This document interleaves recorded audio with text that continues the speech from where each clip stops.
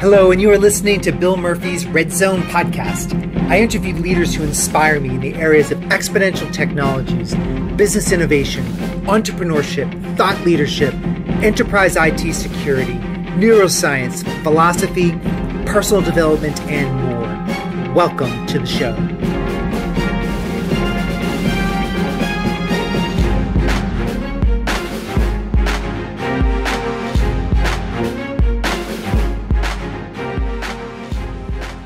Welcome back to the show, everybody. This is Bill Murphy, your host of the Red Zone podcast. Today, my guest is David Bray, who's the CIO of the FCC, the Federal Communications Commission. And if you're interested in business IT leadership, exponential change, how you bring innovation into your organization, and how you really make big things happen, then you're going to love my interview with David. I actually went into DC to spend some time with David, and he's transformed over 207 different systems to completely different legacy systems into award-winning cloud-based solutions. And he's achieved these results in half the time and a sixth of the cost. He was FCW's Fed 100 winner in 2015. He's been named as 24 Americans Changing the World Under 40 by Business Insiders. He was selected as one of the FedScoop 50 for leadership in 2014. And he's been voted and named the most social CIO globally in 2015 by both Forbes magazine and the Huffington Post. And he tweets under the handle FCC_CIO. And we even get into talking how he made that happen. He's received the Arthur S. Fleming Award, the Roger W. Jones Award for Executive Leadership in 2013. And he's been named an Eisenhower Fellow to meet with leaders in Taiwan and Australia on multi-sector cyber strategies for the Internet of Everything in 2015. And even in 2009, he was deployed to Afghanistan to think differently on military and humanitarian issues. And he later completed his PhD in information systems from Emory University and 2 postdoctoral associateships at MIT and Harvard in 2008. He's also worked as an IT chief for the Bioterrorism Preparedness and Response Program at the U.S. Center for Disease Control and Prevention, leading the program's technology response during 9/11, the anthrax scare, and the severe acute respiratory systems in 2003 and other international public health emergencies. So David's been at this since he's been age 15, and I'm going to wait for those stories to unfold, but we get into how he actually built this success of his from an early age. From, I think we started maybe around 12 or 13 years old, and he kept sharing stories of how he built this knowledge base of his and this success that he's experienced personally and professionally.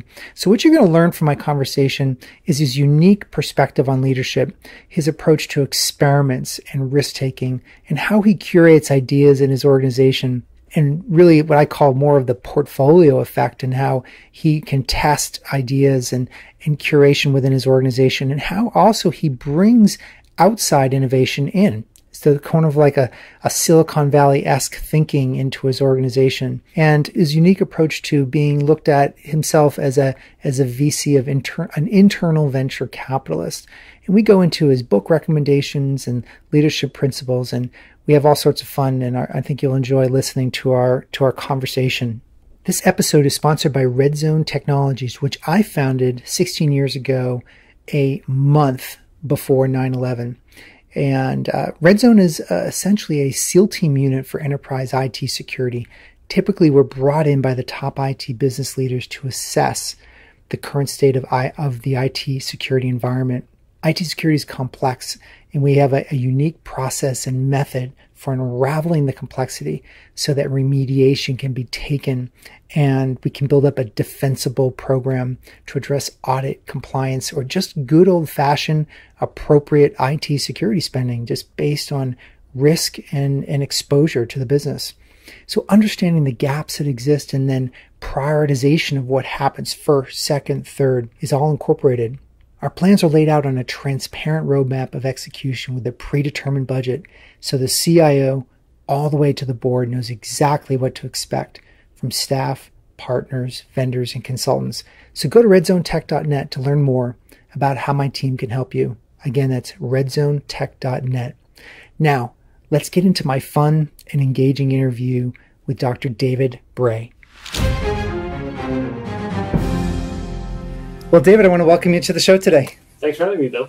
So what got you to where you are today? Like, maybe we can go back to high school and college. Like, did you always have aspirations of being at the top, a leader in that regard, or did this sort of evolve, throughout time? So I can remember being about 5 or 6 and honestly seeing James Bond movies. And I think that's what I wanted to do. James Bond, I love it. So I don't know if that's where I ended up. I can't say probably. One, I think James Bond is probably a myth, but it's an interesting myth. But probably by about 12 or 13, 2 things happened. One, my parents said, we fully support you going to college. However, if you want to go to anything other than a state school, my father was a Methodist minister, my mom was a school teacher. If you want anything other than a state school, you're probably going to have to get a scholarship. Mm. And so that then triggered a second thing, which was at the time, the 2 classes I was really good at were both English and science. Okay. And when you survey the landscape of what's likely to give you a scholarship, it's probably science. Yeah. Those were the 2 strengths of yours, English and science. Yes. Wow. Okay. My father actually, my father was a British literature major, and again, later chose to be a Methodist minister. My mom was also a school teacher, English as a second language. Okay. And so I think that helped with the English bit. In terms of science, they actually claim they don't know where I came from. They said maybe I fell on my head at an early age, which might be the case. But my grandfather had bought a personal computer, an IBM PC, when I was 5. Nobody else in the family really touched it. So starting on 5 on up, this was an IBM PC with 64 kilobytes of RAM. Okay. Taught myself how to program, started with BASIC, then later C, and then assembly, would take it apart, put it back together again, and then ended up building my own computers throughout the years. And so that then motivated me to start doing computer simulations and things I could do with computer simulations, just to sort of model the natural world. Because, again, you look around, I'd go to my dad's sermons on Sundays, and I'd try and understand what exactly is he trying to describe, and can I model it on a machine? And so that led to science fair projects that actually caught the eye of the U.S. government. Really? And they ended up offering me a job at what was called, at the time, it was called the Continuous Electron Beam Accelerator Facility. It's now called Jefferson Lab, which is much easier to say. Sure. But it was an electron beam accelerator facility, and they said, could you help build some computer models of the electron beam? Which, for a 15-year-old, is great. This was about 1992. It was actually the summer of 1993 that I actually did the internship. Okay. It was my freshman year, between my freshman and my sophomore years. And to be able to have access to the early days of the internet, pre-World Wide Web, Mosaic was a web browser. This is prior to the real consumer. Exactly. Great. Mosaic 1.0, and Netscape is still a gleam in the eye in some respects of Mark Andreessen. Gopher and Archie were the protocols. And so, it was... Gopher. Entire world. Yeah, Gopher. Yeah. Oh, my goodness. So I sort of got in at the ground floor and then watched what happened. Maybe it's because I was in a government environment. Between my freshman year and my sophomore year, after that summer at the Electron Beam Accelerator facility, my parents moved up to a different church in the D.C. area, in Alexandria. I went to T.C. Williams High School, and that's when I first volunteered with the soil conservation movement while I was a sophomore. So I was still going to school, but I was one of those people that school by itself didn't necessarily always interest me. So I needed something on the side. And so this was a chance to maybe build a computer model. I was doing models of natural events. What exactly is a model? Yes. So one of the examples I did was an oil spill in the Gulf of Mexico. Oh, okay. So it'd be a model of what are the current currents based on what NOAA knows about, what is the different weights of different oils and how might they spread. Oh, I see. And then can I build something that says if I release this much oil at this much rate at this location, what are the different Monte Carlo probabilistic scenarios as to where it might go? And so, again, it was pretty much self-taught. To me, it was just fun. It was trying to understand the natural world. And so first worked for the soil conservation movement and then got approached by the Department of Defense for what was called Walter Reed Army Medical Center. Oh, yeah. And they were transferring images back and forth, X-ray images. The Balkans conflict was getting heated up. And they said, well, right now we're using a mainframe system.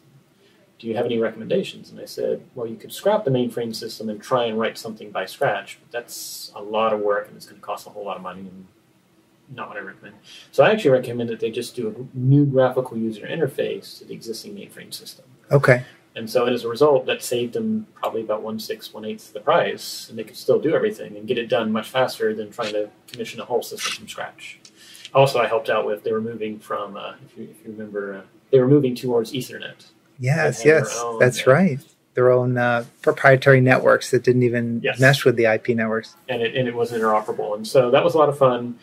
And then it was my junior year of high school. I got called down to the principal's office, and everyone was like, and literally there are 4 individuals, 3 of which were, well, actually, they were all in suits. 3 of them had dark glasses. I won't say sunglasses, but dark glasses. And another one was an individual by the name of Dr. William Jeffrey. Oh, okay. And he was with the Institute for Defense Analyses. It's a federally funded research development center. He said, would you like to work on some classified projects? Oh, wow. The science fair projects had customized, and I was like, sure. It's well beyond your science fair, right? Well beyond the science fair. And basically it was, there were small satellites that were legacies from the Ballistic Missile Defense Organization days, the Star Wars programs days. Could we find civilian uses for it? And so, I mean, again, not even 18 yet. It was interesting. I had to fill out my security clearance form, and they said, what have you done since you're 18? I'm like, not 18 yet. They're like, okay, what did you do in the last 6 months? It was probably a very easy adjudication process. But underneath the tutorage of Dr. William Jeffrey, he said, well, what project do you want to do? I said, well, can we model the spread of forest fires from space? If we can pick up a forest fire from space, we could probably do that. Could we scan the foliage? Could we scan the wind conditions? And then based on that, guess where the forest fire might go? And so he gave me carte blanche. So I worked part-time while in high school. Summer, I worked full-time. Senior year, it was my Westinghouse science fair project. Part of the challenge was I couldn't fully declassify it. Okay. The meter resolution that we were operating with at the time was kind of sensitive. But it was a wonderful exposure that there are exciting things that can happen within government. It's not everywhere. And I think I had a very, a rare opportunity at any age to be exposed to that. But that sort of, I guess maybe that was how I pivoted from wanting to do James Bond to what this is. Then went off to college. While I was good at computers, I said I was going to make myself understand biology, in particular evolutionary biology. Okay. Because I looked at it that in some respects, evolution is how selection pressures have programmed species. Sure. Not deterministic, but we have been shaped by, in some respects, what our environment has selected for. And so I wanted to understand how that happens so that I can understand the interface between something we design versus something that's not necessarily intentional design, it's just occurred as a result of biology. Briefly did a summer at NIH, also doing computer simulations. What I loved, it was really complex protein folding. There was no human interaction. I realized, I need to have some human interaction, else I'll go straight. And so that led to me my sophomore year building a computer model of the spread of HIV/AIDS in South Africa. Oh, okay. So South Africa was interesting because while apartheid ended in 1994, and that was a good thing, unfortunately it also opened up their borders to the rest of Africa. And they went from having less than 5,000 cases reported of HIV/AIDS in 1994 for a country of about 40 million to 2.4 million in only 4 years. Oh, my. And in 4 years? In less than 4 years, in a country of 40 million, my model was saying that if they didn't take an intervention in the next 5 years, it was easily going to be 1 in 8 South Africans was going to have HIV/AIDS. 5 million. And so that was hugely challenging because the challenge was, one, the existing government, Thabo Mbeki, was claiming that HIV/AIDS was a Western myth. Oh, wow. There had also been some scandals where some scientists in South Africa had used a medication without going through any clinical trials that they claimed cured HIV/AIDS. It ended up, it caused chronic liver failure, and so it wasn't really a cure. And so I was trying to convince the papers to write about this issue. I was a volunteer journalist, in addition to doing computer science, and kept on hitting my head against the wall. And after talking to my journalism professor, he's like, well, maybe you just can't be objective. I'm like, maybe I can't. Maybe that's my problem. I ended up, instead of focusing on the paper, I ended up using my last month of that internship teaching HIV/AIDS in the schools in the town of Kailicha, which is outside of Cape Town. I asked them, I said, so where do you get your information? And they said, we don't. No one ever talks about it. It's a taboo subject. If we do get any information, we have to go to the library. I'm like, that's a problem. So I came back from that experience in 1998, and I talked to my advisor and mentor. His name was Garland Richmond, Dr. Garland Richmond at Emory, and I said, kind of disillusioned, kind of in this ivory tower. Yet all these things are going on in the world. I might need to take a year off. He said, take a year off. Hopefully you'll come back. He said, just know, wherever you go, you'll always make a larger difference as an insider than you will as an outsider. I didn't quite understand what he meant at the time, but I took it under my wing. And ended up, I would work for Microsoft or Yahoo as like a short-term stint, 2 to 3 month programmer. Ended up being a project manager and software developer. This was the early days of the dot-com boom. And then I would take time off, about a month or 2 months, using those funds to volunteer as a Habitat for Humanity international crew leader. So my first place was the Philippines, and then I later did Romania, Ghana, Honduras, South Korea. So this public service piece was developed, it was very early on for you. Okay. Oh, and I actually say it was partly, from the get-go. Again, my parents chose what they did to be in service. And for me, I think I was doing the Habitat for Humanity international experiences because I was trying to, one, understand how the world can have a combination of good and bad at the same time happening. And I was trying to understand what can I do to try and address that. And one I found that was amazing was you'd come to these areas like Nepal. I was in Pokhara, which is to the southeast. They have generally not a lot.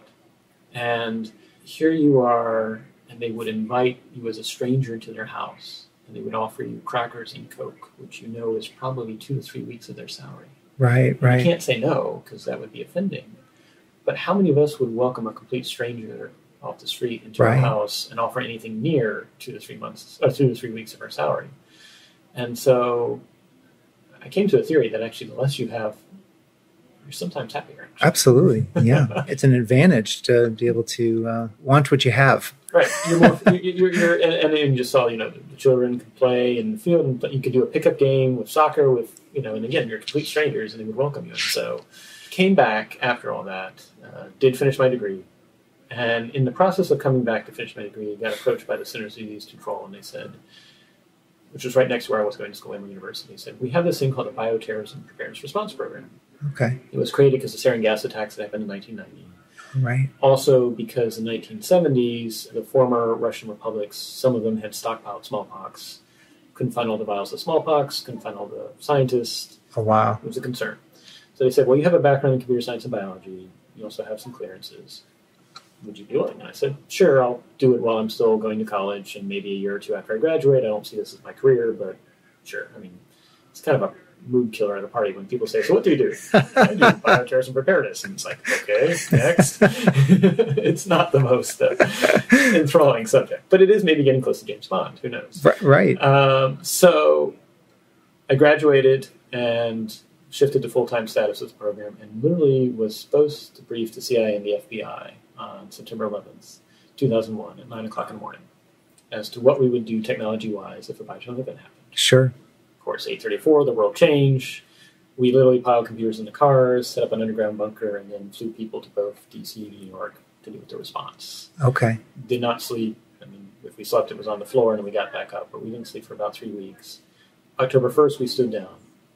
October 3rd is when I flew up to Langley, gave my briefing, and then 24 hours later, the first case of anthrax showed up.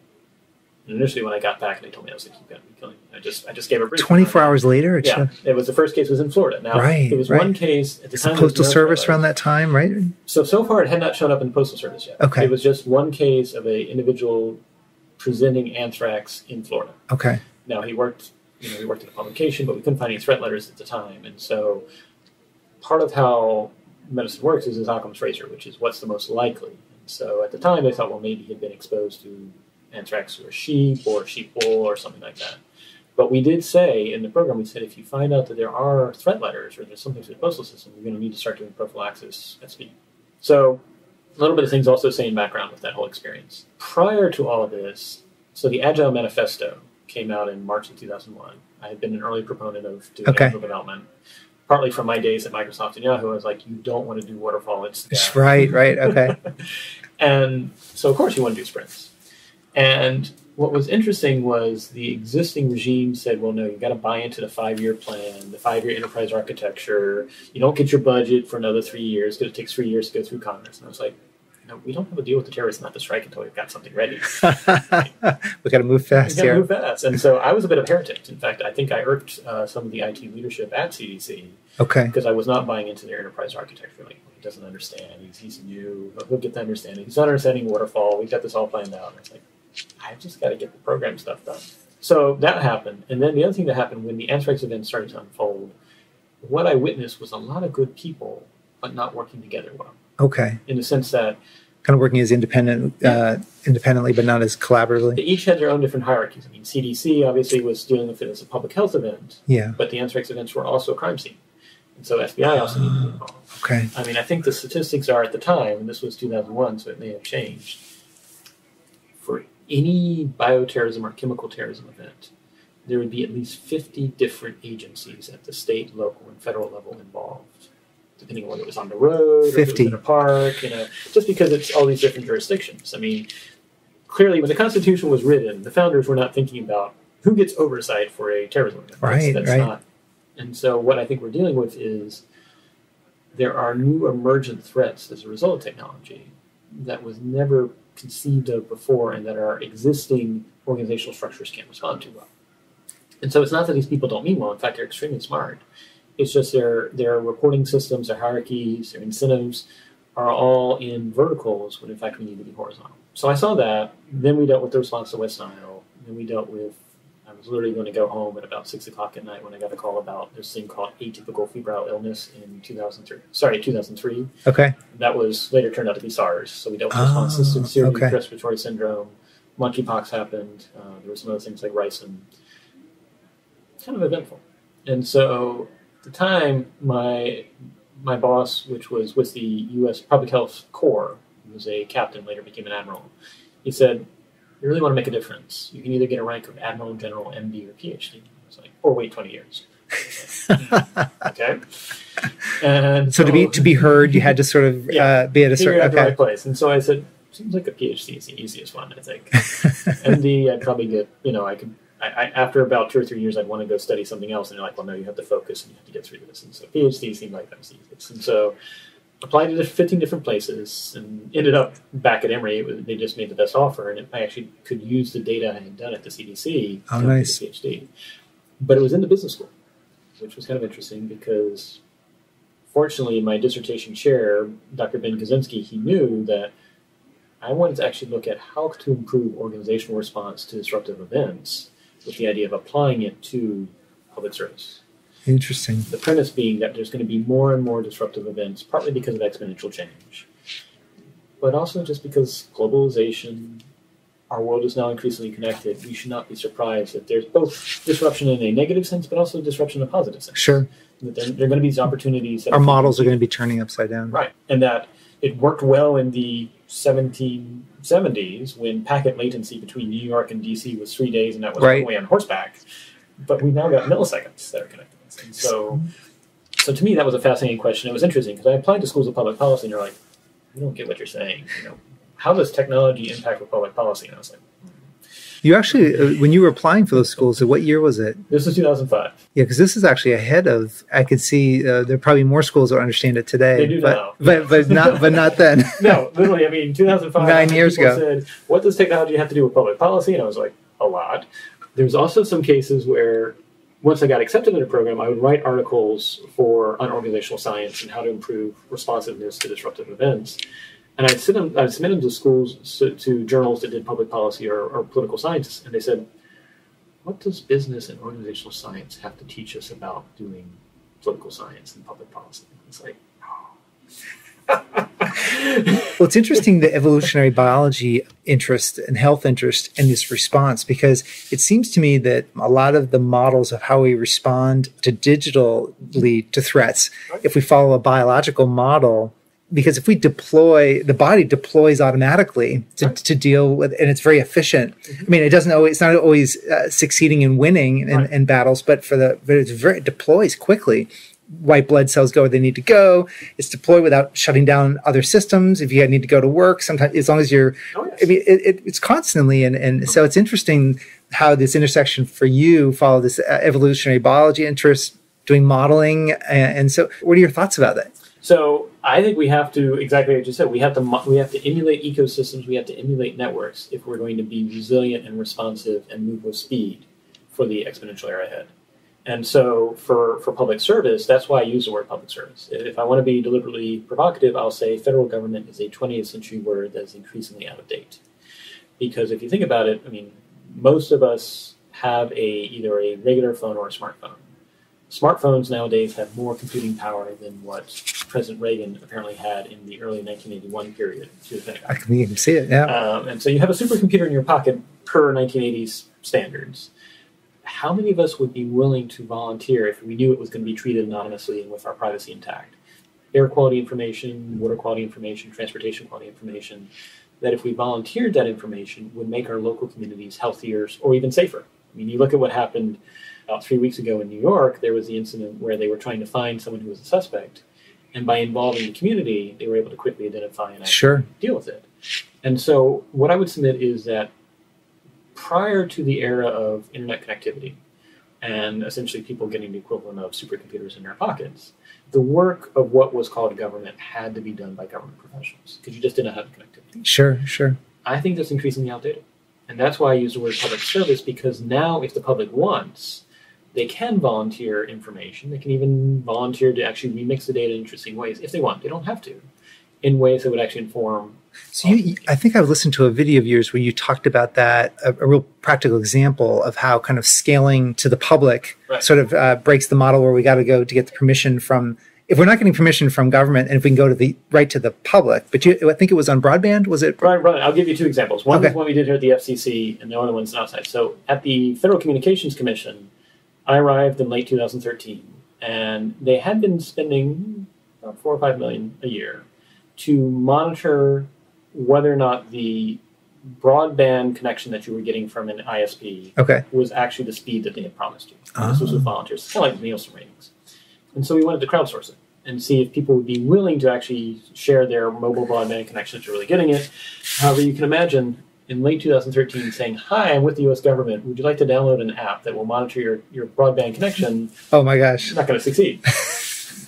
But we made it open source. And I think that was the sort of brilliance of what was done at the FCC was by making it open source, people could check and see, one, they're not collecting your IP address, so you don't know who you are. It's like on GitHub, do you just... Yes, on GitHub, we put the code. Don't know your IP address. They don't know who you are in a 5-mile radius. And their terms and conditions are only 2 pages long. And when was the last time you downloaded any app that was 2 pages long? And so, while most people never took the time to check the code, a few trusted authorities like ACLU, EFF did. And as a result, by them saying, yes, they're actually doing what they said, they've baked in security and privacy by design. It was the 4th most downloaded app right behind Google Chrome for a while in the iOS store. Okay. So to me, that shows that the public, if you can get trust, and part of the trust is being transparent about what the algorithm is doing, they do want to get involved with public service. And that was a motivating factor. So instead of going to you to govern the private sector, essentially it's almost not a militia, but it's sort of people are volunteering to go in there and do it themselves. They're doing it themselves, and they were doing it across the entire nation. I mean, all across the country. I mean, it wasn't just certain pockets. I mean, it was the entire, different parts of the nation. People just volunteered to use their existing phone as a sensor that could help inform where was broadband fast, where was broadband slow, where are things that we need to address. And so I think I would imagine doing a similar app for air quality or water quality if you could collect it on your phone. Sure. As long as you were open and transparent about what you're collecting and you make sure you do privacy by design, the public probably would be interested. So another example happened with the earthquake that happened in Haiti. When the earthquake happened in Haiti, SMS still was usable. And so people were using SMS to send text updates like, hospital, we need some supplies over here, this bridge is down. And there was actually apparently a case where there were 2 women, they were sisters, one of which was 9 months pregnant. She started to go into labor, so her sister's trying to bring her to hospital. And by using SMS text updates for her phone and updating on Facebook as to what was going on, this was actually to provide awareness as to where they were, how they couldn't get around certain roads where these bridges were down. And actually, the U.S. Navy was actually able to dispatch a team to bring her back to a hospital ship so she could actually successfully give birth there. So it's what David Brin talks about, which is called surveillance instead of surveillance. Okay. So surveillance is done by some authority. Surveillance is we choose to do. It's what we do to each other. Okay. So it's the sue part. And So this is possibly one of the bleed out effects of privacy sort of disappearing in some respects. Then the theory, one of the theories is that essentially makes more transparent, so it makes people better, or makes people essentially you can't hide, so that you make better human decisions, or or it's just that to try and collect all that information from any one organization as to what happened with the disaster and the crisis, it would be very time consuming. Okay, but by breaking it into smaller pieces as to what's going on with this disaster, you get more localized, more specific information. It doesn't mean that people won't do misinformation. Someone might do misinformation and claim something's not working or is working when it's not. But the many eyes approach will begin to weigh in. And even if someone tries to do the misinformation, the numbers are so big. Yeah, it's hard to do. And so it's sort of taking a huge problem and breaking it into smaller chunks. Okay. And using, in some respects, people's own self-interest to report about what's going on in their environment. So you early on were learning how to solve or be aware of big problems and solve it with technology, have a lens on a human problem that was exponential, big in scope, and then how you can make your impact in that particular area with technology. Right. Interesting. And I've been talking on the show a lot recently about exponential change, exponential technologies. A lot of technology folks that listen to the show, and maybe this is a good way for us to kind of talk about how you lead in a world of exponential change. How are you making bite-sized wins towards the bigger whole? Because I think otherwise you can get overwhelmed by the scope of the problem. But you've been dealing with it since you've been 15, 13 years old. So these are not overwhelming to you. You just take them, and how do you frame it? And how do you take action? Sure. So for any leader, technology leader or C-suite leader, trying to grapple with the fact that the world is changing exponentially, I think the first thing you have to recognize is even a startup today, in 5 or 6 years, will have legacy technologies that are out of date. So the good news is we're all going to be burdened with legacy technologies. Sure. And we have to come up with a strategy of trying to avoid having them draw us down too much. Now, FCC, when I first arrived, they had 207 different systems, all on-premise, average age more than 10 years old. We had some that were 19, 20 years old. They were consuming more than 85% of our IT budget just to maintain them. Wow. To do anything. 85%. 85% and growing. And I knew I was like, this is just not sustainable.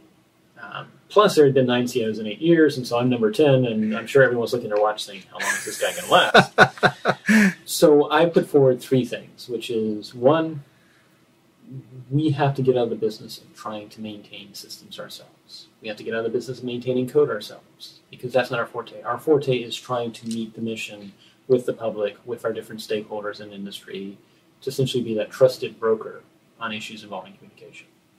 And so with that proposition, then we actually were able to say, well, let's move to public cloud. Let's move to commercial service provider. Let's get out of the business of trying to run IT ourselves, because that's just not scalable. And in 2013, that was kind of controversial. People are like, well, if you go to public cloud, how do you know it's not going to be hacked into? I was like, nothing on the internet is going to be completely secure. However, what you can do is you can increase your resiliency and increase, again, the number of eyes looking at it. And if I just do it on premise, it's just my people. Sure. If I do a public cloud solution, it's my people plus whatever that vendor is. And so I get sort of a economy of scale. Plus, that vendor is going to have their economy of scale of updating the system and doing the right patching, as opposed to me having to take that burden on. Right. So that's why we did it. But at the time, there were a lot of people that said, this guy's going to flame out. It's not going to work. And maybe it will still flame out. Who knows? Hasn't yet. The second thing, though, was I had seen, again, referencing my days with the bioterrorism program at the CDC, that top-down cannot respond fast enough in a rapidly changing world. Okay. So I wanted to empower the edge. And so I told all the team members, both the existing government employees, but also the contractors, I said, I want to empower the edge. So if you see something that we can do that will allow us to get an exponential increase in speed or efficiency or resiliency, make me a pitch. Give me 3 reasons why we should do it. Give me 3 reasons why we should not, because a lot of times people don't think about that. And with those 3 reasons why we should not, then come with how are we going to mitigate those 3 reasons why we should not do it.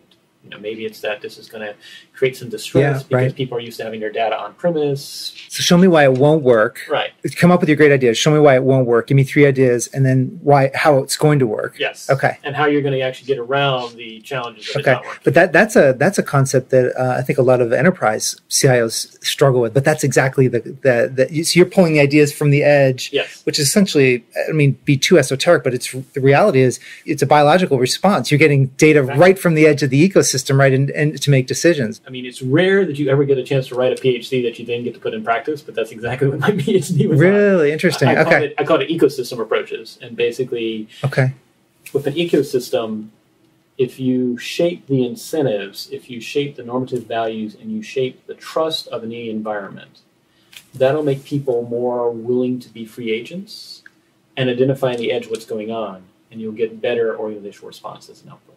And so I see as my levers as a leader is the narrative I'm using to motivate people, the incentives to motivate them. And yes, this is public service, so we don't necessarily have an IPO, but I can give them a shout out at the team meeting. I can recognize them on Twitter and say, thank you for a great job.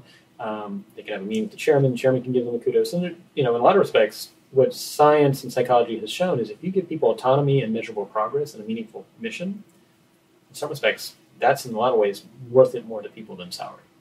And after a point, once you meet a certain threshold. And so that's what I tell people is like autonomy, measurable progress, which actually it's why we play video games. People play video games because you're working points.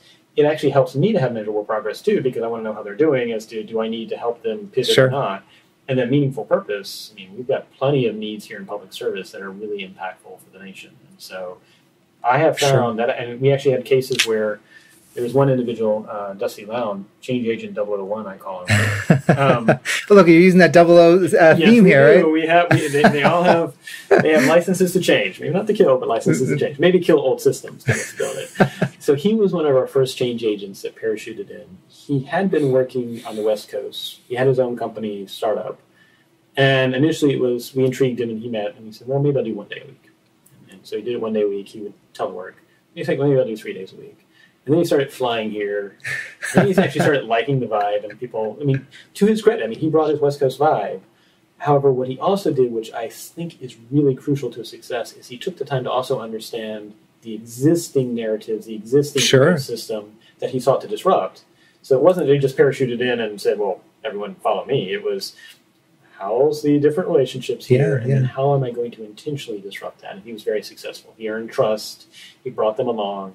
And but to his credit, and then he actually ended up moving here full-time to DC. He still has a startup on the side, which is like, I'm fine, So it's one of those things that you don't have to do in either or. If you want to do a startup and work for public service. See, that's an interesting piece, though, because as you know, my work with Singularity, that's one of the big pieces of looking for disruptors. Right. So who's going to disrupt you? And then either align with them, partner with them, which you did, bring them in. And so that's a core strategy to embrace the pace of change. Yes. If we don't disrupt ourselves, somebody else will. And for public service, if we don't disrupt ourselves, then you start to have interesting issues. Because you've been vocal about this. You said you're not sure that government can keep pace with change and its ability to govern. Right. Because some of these technologies are going right around government without asking for permission. Right. Well, and I think that raises the question of how do we address that? If we don't figure out a way to move with agility and speed, and I hope we've done a mini experiment, but it's just a mini experiment at the FCC to show that we can. Because 2 years after I had parachuted in, instead of spending 85%, it's now less than 50%, and that was done on a flat budget. Okay. In the past, if you had asked us to stand up a new system, it would have taken 6 or 7 months to stand up a new system. If you give us requirements, we can have a working prototype in less than 48 hours now. And that's because we're remixing micro cloud services in interesting ways. So you can test and experiment a concept or an idea in less than 48 hours. Exactly. And this is what this guy helped to bring this ethic in. It was him. I want to give shout outs to Sarah Milliken, Steve Vaughn, Larry Sewell. No, let's do that. On the show notes, we'll reference them. We'll reference them. It really was a team, and it was a network approach, which was, again, it was me almost being like an internal venture capitalist on the inside. I like that. That's great. And then just saying, run as fast as you can. I'll give you top cover. Work with the stakeholders. Recognize you got to bring them along, but run as fast as you can. So you're kind of using like a Google incubator idea. I'm sure that you've tried to do service. Okay, and the public service. So basically, now how can you tell an idea is just crap? Do you let them run and then put a governor on it saying if it doesn't produce, if I can't see something out of this micro experiment, then you got to move on to something else? Well, so part of it is if they come to me and they have 3 great reasons why, but they don't have any real reasons why not. Okay. That tells me you've not talked to the stakeholders. The challenge is if you truly work in the private sector, you don't have laws that say you have to keep this existing system going. Oftentimes we have this thing that says existing system needs to keep on going, even though it's more than 15 years old and nobody's using it anymore. And so if they tee it up and if they have that good reason, which was why we shouldn't like it, we can't do this because there's a law against it, and so you're going to have to go talk to Congress, David. I'm like, okay, I'll take that on. But if they've not really thought through why we shouldn't, that tells me they've not talked to enough stakeholders yet. Okay. They don't understand the environment they're trying to disrupt. But if they do, and then I can work with them as to how we're going to get around it. Maybe it's going to be, we have an individual by the name of Tony Summerlin. We call him Light Touch. Okay. He's kind of our negotiator. He's anything but Light Touch. When we send in the negotiator, Tony Summerlin is the negotiator. But that, to me, when you show that you've done second and third order thinking, it's great. If not, then I'm a little more cautious. I'm like, well, why don't we come back to this in another 3 or 4 days after you've had a chance to talk to more stakeholders? Then if they run forward and it turns out it's not working out, generally I'll be checking in about every 30 to 45 days. If 30 to 45 days it's not working, then we'll say, okay, well, how do we pivot? Now, what we do, when I first arrived, there used to be these massively long meetings, which made no point in terms of updates. We have now just 20 minutes on Mondays and Thursdays. That's the entire team update. I love it. And the change agents get to go up on stage themselves. We have this thing called the boardwalk. It's outside here. The top 10 things we're working on, they know they only have 20 minutes total for the entire. So they know if they talk more than 2 minutes, they're eating someone else's time. And it really is just going, well, okay, anything we need to fix? What do we need to pivot? Any issues and things like that? And then if there's anything more than that, it can be talked about after. Interesting. So you're almost like keeping like a portfolio of projects and ideas that are essentially your experiments at the edge, right, and see which ones are going to have some bite and build some steam. Yes, and I'm counting on them. I use the doctrine of, I call it the doctrine of no surprises, which is I know there's going to be 2x4s that are going to hit me in the back of the head. Just let me know they're coming before they hit me in the back of the head. Okay. How would you define a meaningful experiment? Is there a budget around it? Like, are you given sort of a slush fund for $1,000, $5,000, $10,000 experiments? Or are a lot of these experiments just using free tools and people's time? So by going to a platform approach and having software as a service platform in place, people can experiment with the existing platform and services in place without having us to invest in a new one. Okay. In some respects, I look at like, we're giving you different pieces of a quilt. How you stitch them together, that's something you can do. Now, in some cases, there's not an existing software as a service or platform as a service tool. And so then, unfortunately, there are definitely no slush funds. That's not how the way that public service works is you have to tell the administration and Congress how you're going to spend your budget, and usually you have to tell them a year in advance. And so it makes it a little bit challenging. But we do have funds that are earmarked for IT improvements. Okay. Or funds for upgrading our existing infrastructure. And so in that, then we have a process in which it's called capital planning, in which people can actually propose, I want to try and invest in this platform. And usually we'll work with the vendors and we'll work out some arrangement where it's not, we just bought it for 5 years because you get 6 months in and realize it's not working. But it's usually to try it, to see how it goes. If it goes well, then we do the larger bite and the larger bite after that. And so when anyone calls me from the outside as a vendor, because I get a lot of calls, I say, well, you really need to work with one of our change agents first, because don't come to me. I mean, again, I'm going to be sort of assessing what are the different experiences. You're the portfolio manager. Yes. Work with one of our change agents that understands the mission context. Okay. Is this something that's needed for public safety, or is this something that's needed for the International Bureau or for wireless or consumers? They'll understand the mission context in which we're bringing this. And this is where I like to say there are no IT projects. There are mission projects that have IT baked into them. Okay. And then when you come and make the pitch, you're actually pitching me on the value of the mission input that then happens to have IT based into it. And it's got an alignment of a vendor plus a change agent on the inside. And then I invest in it. And the vendor knows. They're on the hook as much as the change agent to see what they can do. Now, if it doesn't work out, we learn something. The only thing I say is let's make sure we don't repeat the same learning experiment twice. Let's learn from it and move on. And have a changeable learning point for it. But I would say our batting average is pretty good. And again, as witness, we've gotten speed. And on a flat budget, we now can use the money that we had been spending to maintain old systems by now going to public cloud and commercial service provider to begin to actually untangle some of the really old systems that have, like we have some systems that are in 4 different languages.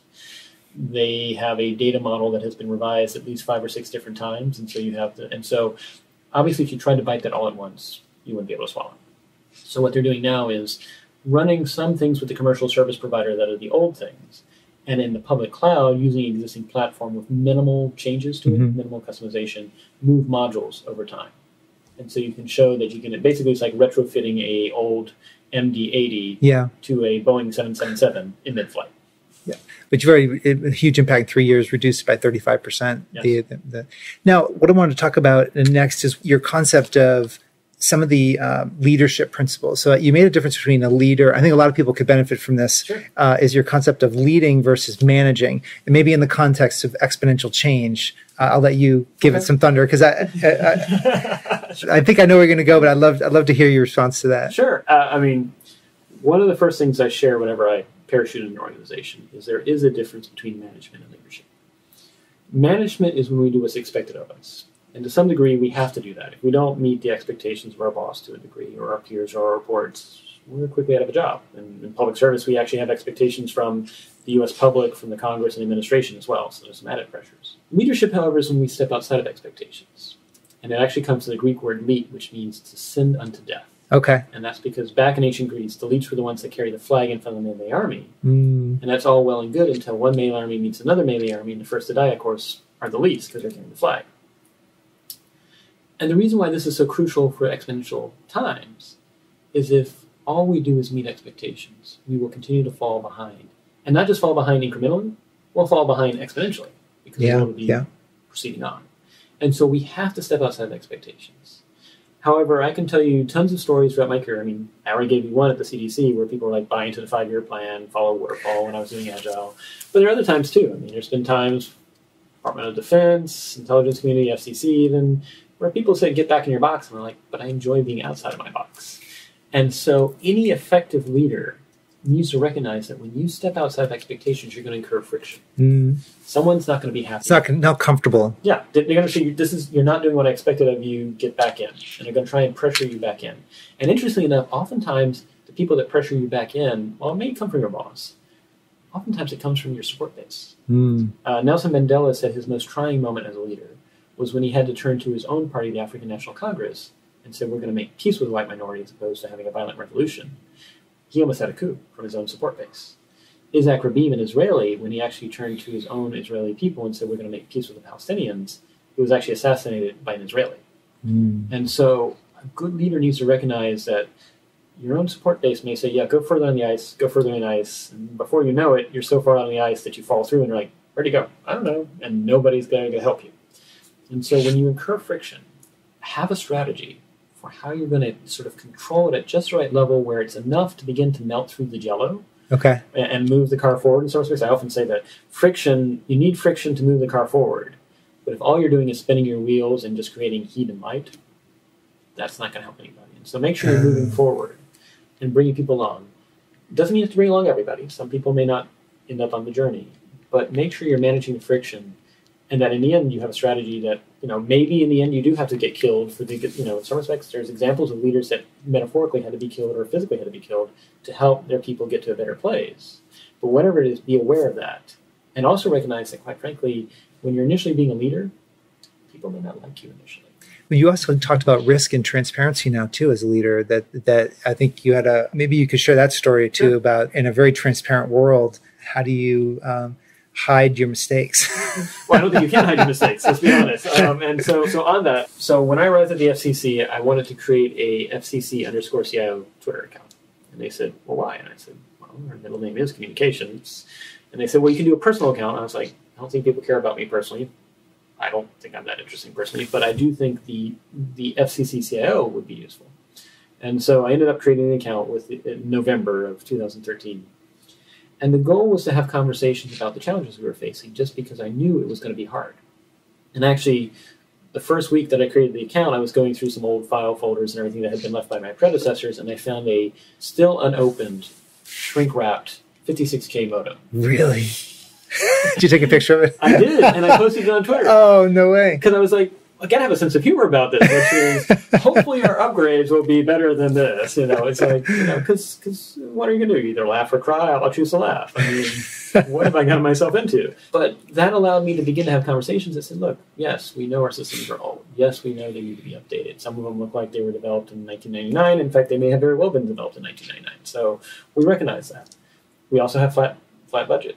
We have constrained resources, and so we're going to have to do a prioritized approach. But I am open to your recommendations from the public as to what we should prioritize first. And so by being open, that began to at least put some humanness to the role, that it wasn't just some bureaucrat. Right. And so I think that was useful. The other thing, though, is also if things went wrong, they knew they could email me or tweet me. And I think, we knew that there are risks to what we were doing, but it was, in my opinion, there was even more risk to not doing anything, to maintaining the status quo. And so by having that conversation, if something's not working, we can talk about it. Doesn't mean, and again, it's analogous to the Greek the story you just mentioned with the guys who walked out in front. That's your account to walk out in front. The flag, and hopefully I won't run into another flag that's going to spear me. Who knows? But it was humanness, and I think the other example I would give in terms of being transparent is, let's think about the example of a young ensign Nimitz. So back in 1904, a young ensign Nimitz with the U.S. Navy. Ensign Nimitz. Ensign Nimitz. Yeah. Chester Nimitz.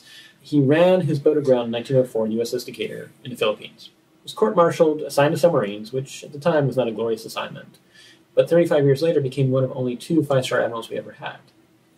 Now, let's play this in today's era.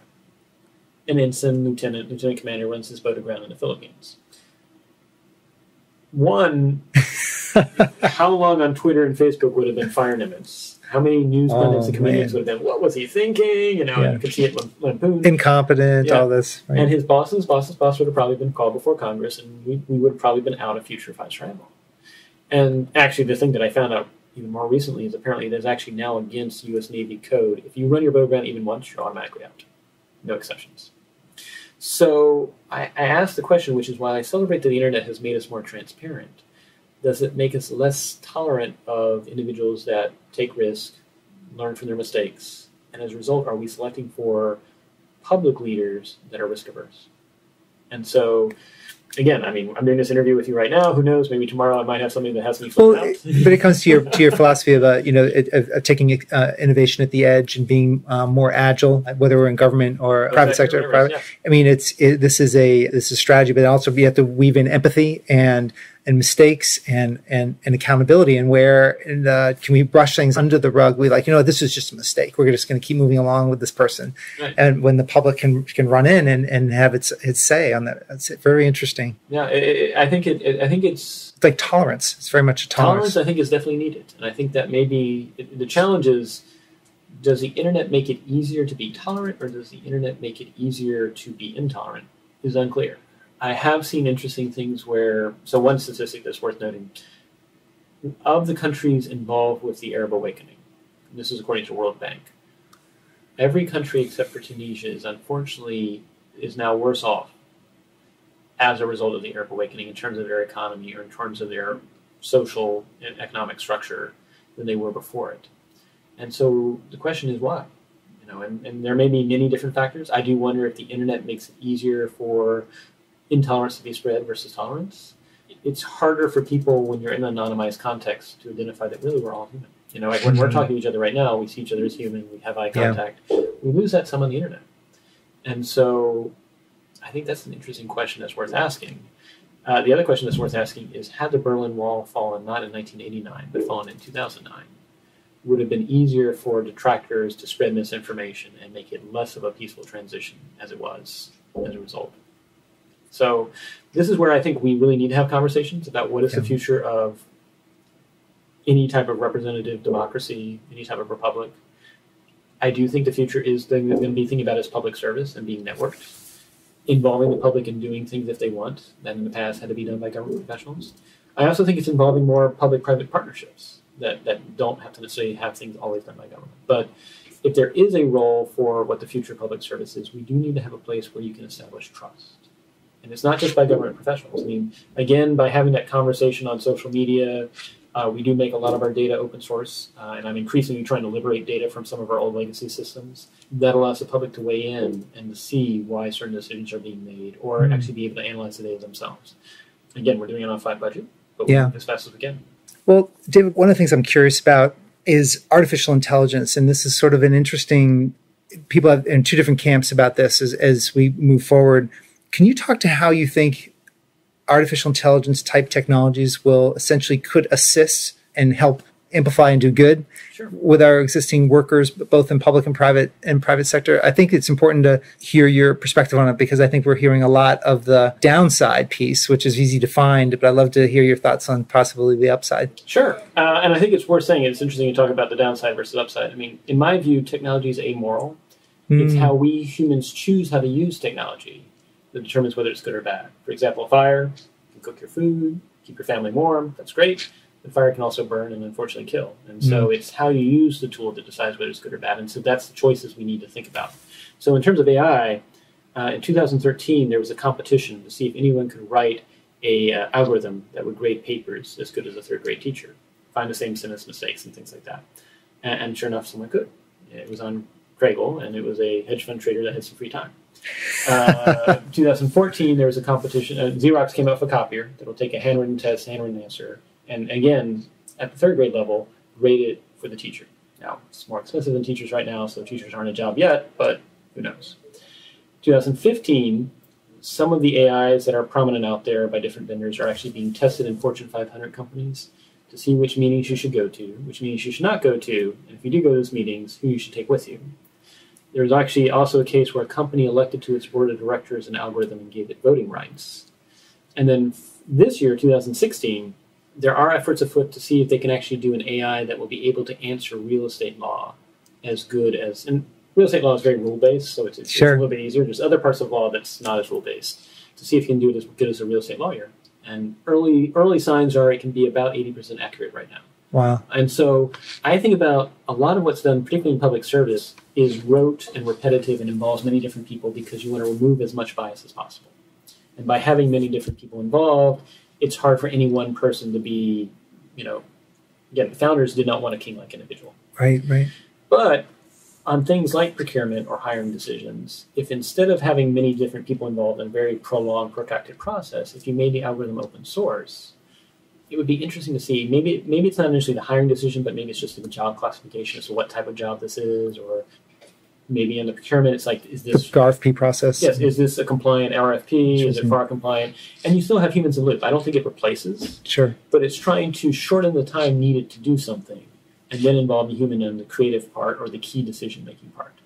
There's another example, actually, that's just happened this year. I think California is actually trying to use algorithms to set bail.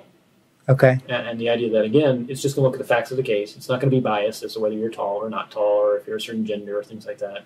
And so, again, it's not, I think the future, at least for the next 10 years, is not an either or.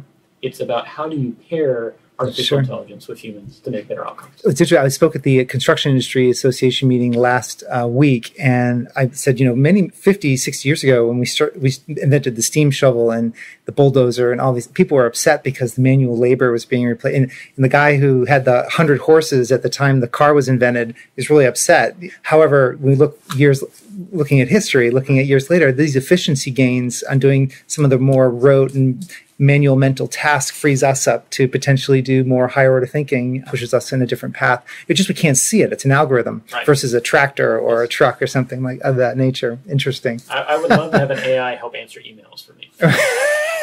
That's a good point.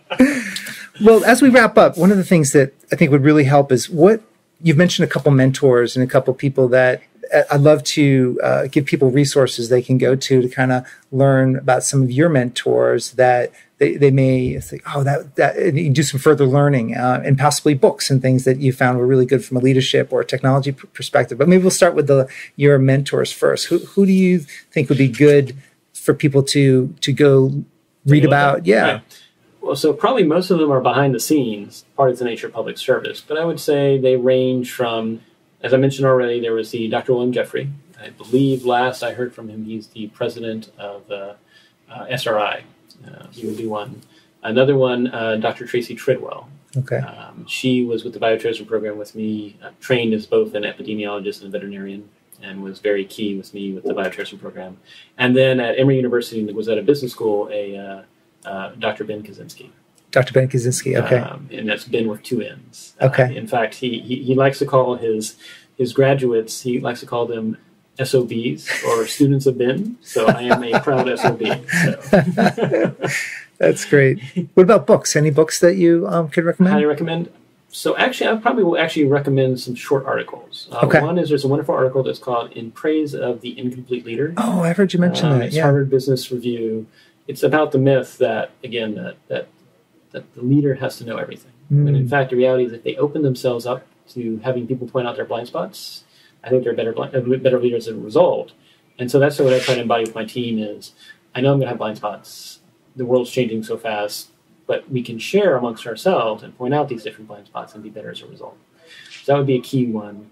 There's also work. So Tom Malone and others have done work on diversity. Okay. And window diversity. He's at the Center for Collective Intelligence. So that would be, website would be cci.mit.edu.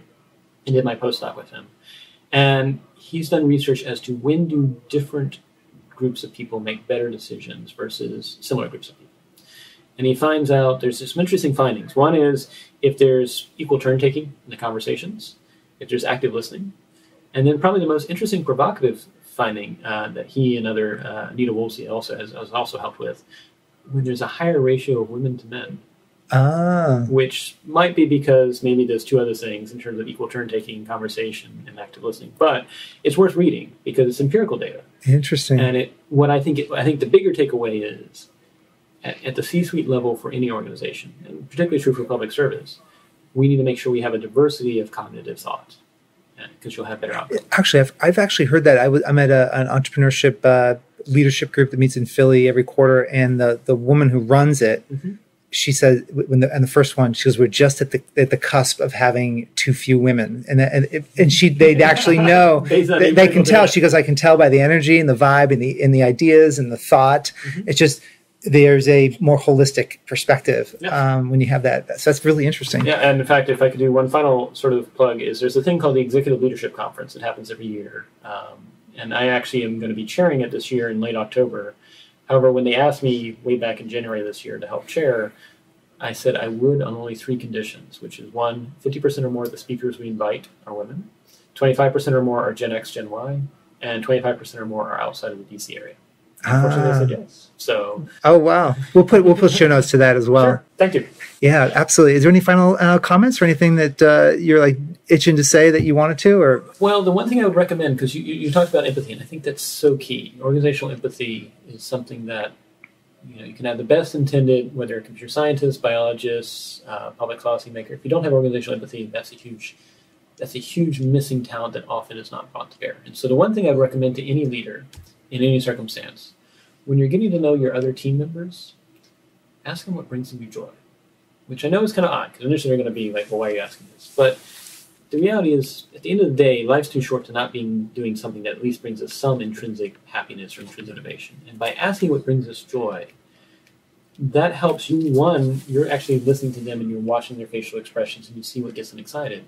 But then two, if later there's a task that needs to be done and it happens to align closely to what their passion and their joy is, they're going to tackle it a whole lot more because they are intrinsically motivated. And so I think, interesting enough, since we've ranged from technology to artificial intelligence, we still need to remember at the end of the day, humans, we have motivations. Yeah. And if we can understand those motivations, we can do great things. There's a great book I just interviewed the author for called Joy Inc. And another woman, your concept of EQ versus IQ, the emotional quotient piece versus IQ. We're all very, very top heavy on IQ, right, but pulling that empathy piece in on the emotion side is huge for that. I really appreciate your comments there. Oh, thank you, Bill. I've really enjoyed the conversation. Well, until next time, thanks. Thanks a lot. Yeah, thank you very much. Appreciate it. So that wraps up my interview, conversation, and discussion with Dr. David Bray. Thank you for your most precious resource, which is your time. And I hope you learned today some of the thinking from what I would consider the best of the best. Learn from the top, associate, listen to, be a fly in the wall with thinking from the top. And that's my goal for you, is to do and listen as you drive to work, as you're doing the dishes, whatever it is, however you're consuming this program. I appreciate you again, and thank you for listening. Until next time, this is Bill Murphy. So there you have it. This wraps another episode of Bill Murphy's Red Zone podcast. To get all the relevant show notes, please go to our blog at www.redzonetech.net/podcast. Additionally, make sure you go to iTunes and leave your comments in iTunes about the show. This helps our show rankings enormously, and it helps support the show. Until next time, I appreciate you very much for listening. Thank you.